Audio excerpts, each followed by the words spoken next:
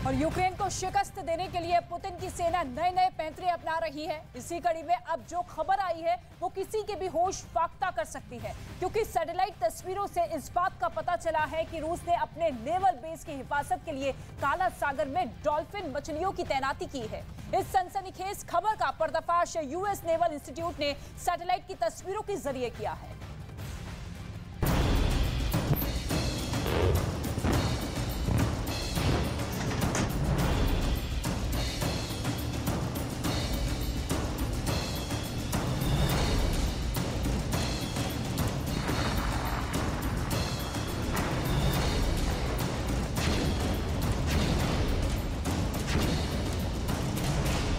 काला सागर में रूस की साजिश।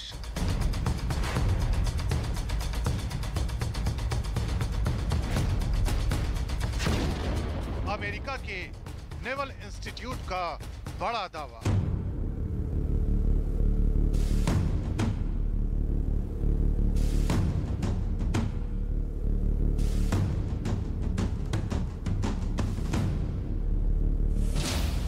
पुतिन ने बनाई डॉल्फिन आर्मी।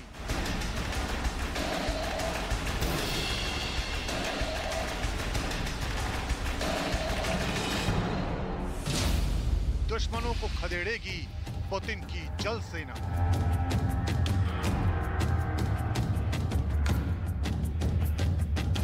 ये खबर किसी को भी चौंका सकती है।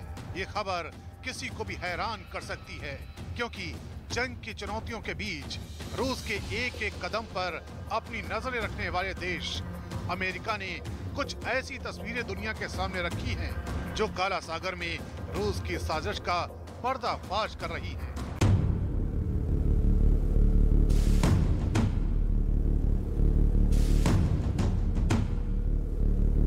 अमेरिका के नेवल इंस्टीट्यूट ने दावा किया है कि यूक्रेन के खिलाफ जंग में अब रूस ने अपनी डॉल्फिन आर्मी को काला सागर में उतार दिया है। नेवल इंस्टीट्यूट ने अपनी रिपोर्ट में कहा है कि रूसी सेना ने इन सभी डॉल्फिन को काला सागर में ट्रेनिंग देकर तैनात किया है। सैटेलाइट तस्वीरों के जरिए ये बात सामने आई है कि क्राइमिया के दक्षिणी छोर पर मौजूद सेवेस्तोपोल बंदरगाह पर इन डॉल्फिन को तैनात किया गया है।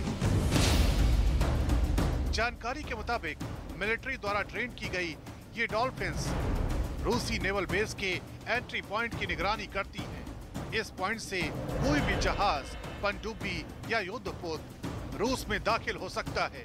साथ ही यहाँ रूस की परमाणु पनडुब्बियां और जंगी जहाज हर पल तैनात रहते हैं, जिस वजह से डॉल्फिन्स की तैनाती और भी जरूरी हो जाती है। अब सवाल उठता है कि आखिर वो कौन सी साजिश है जिसे रूस इन डॉल्फिन्स के जरिए अंजाम देना चाहता है।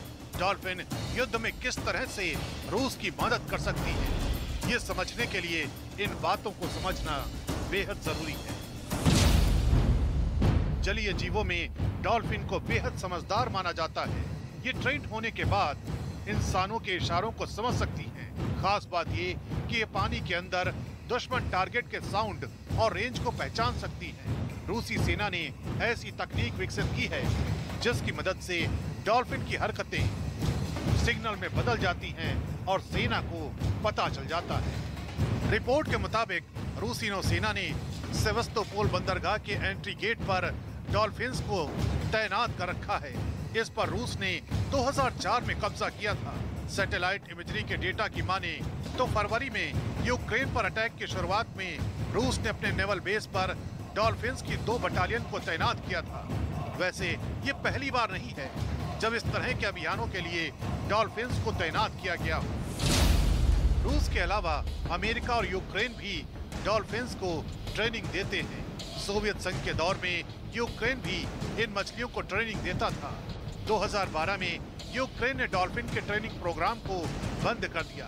2014 में क्राइमिया पर कब्जे के बाद यूक्रेन की डॉल्फिन भी रूस के हाथ लग गई थी। इस दौरान यूक्रेन ने कई बार अपनी डॉल्फिन्स को वापस मांगा, लेकिन उसे कामयाबी हासिल नहीं हुई और अब एक बार फिर पुतिन की डॉल्फिन वाली जल सेना सुर्खियों में है। और यूक्रेन पर रूस के हमलों के बीच अब अमेरिका ने रूस को सबक सिखाने के लिए नया प्लान बनाया है। अमेरिकी अखबार न्यूयॉर्क टाइम्स का यह दावा है कि अमेरिका अब रूसी उद्योगपतियों की संपत्ति बेचकर यूक्रेन की मदद का प्लान बना रहा है और उसकी नजर अब रूस के उन अरबपतियों पर है जिनकी संपत्ति अमेरिका में है और अब वो इन्हीं संपत्ति के बहाने रूस को घेरने की तैयारी में जुटा हुआ है।